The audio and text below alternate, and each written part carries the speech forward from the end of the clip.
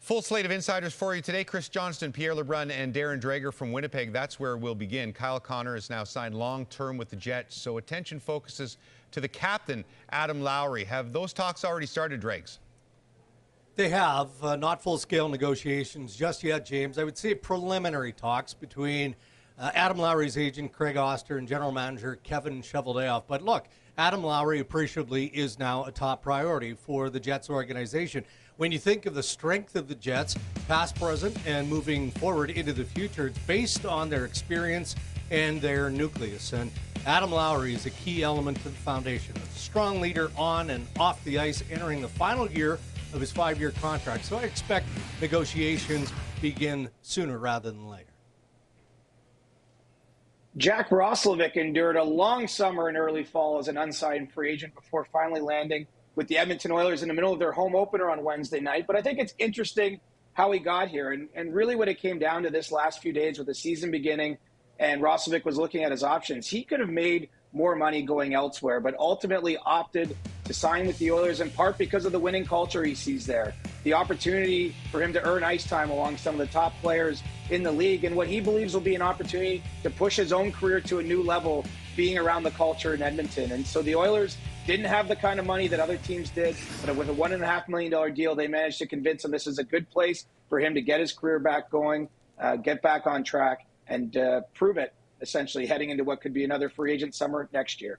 Money left on the table, big theme in Edmonton this week. With that McDavid contract and I would say expected numbers for the likes of Jack Eichel and Kyle Connor elsewhere re-signing.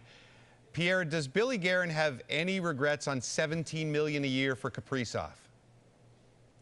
Zero regrets, Jimmy. And he could not be more emphatic. Chatted with him on Wednesday, really minutes after the Jack Eichel news got made official. And he knows what's happening elsewhere around the league. But for Bill Guerin and the Minnesota Wild, $17 million a year is what it took to get their superstar to stay in Minnesota. And he can absolutely sleep like a baby at night, to use his words. And as he said, the worst case scenario is him leaving. That's a lot worse than them paying them $17 million. And the fact of the matter is, too, it's hard for Minnesota to attract free agents on July 1st. They had to overpay to keep their guy. And you look at the rest of their core. Matt Boldy signed at $7 million. Joel Eriksson-Ek at $5.25 million. Brock Faber at $8.5 million. They have a lot of decent contracts in and around the monster one. They can sleep at night with that. With the likes of Kaprizov and, of course, McDavid, Eichel, Connor, all done, Pierre, is there a next wave of pending UFAs who may re-up with their teams coming?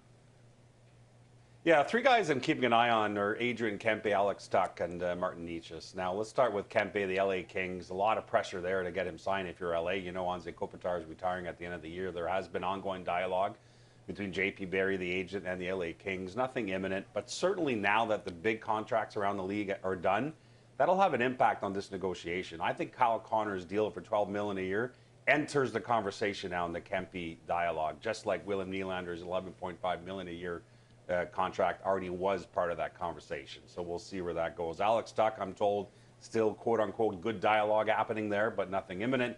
Martin Necas, a little different situation. The player there, I'm told, wants to wait for the season to get going here a little deeper, and then he'll greenlight his agent to go deeper in talks with the Avalanche. They've had preliminary discussions, but not full-fledged negotiations just yet. All right. Other signing news. One of the former Team Canada World Junior players acquitted in the sexual assault trial, Michael McLeod, signed in Russia today. CJ, what's the latest on Carter Hart?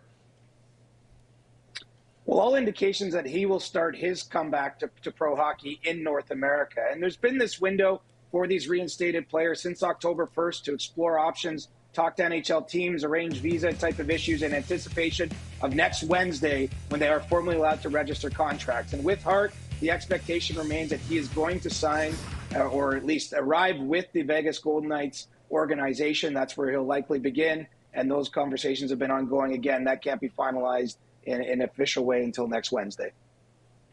And a different path for 26-year-old Alex Formenton. He's playing in Switzerland, but he'd like to return to the National Hockey League. There's nothing imminent there. We know that Ottawa Senators general manager Steve Staios announced publicly that Formenton would not be coming back to Ottawa, but Staios has given Formenton's agent, Darren Ferris, the permission to speak with other NHL clubs about the possibility of having his rights traded. So nothing imminent, as I said, but Formenton would like to also come back. 2 goals in 8 games so far for Ambria Piata over in the Swiss League. Insider Trading.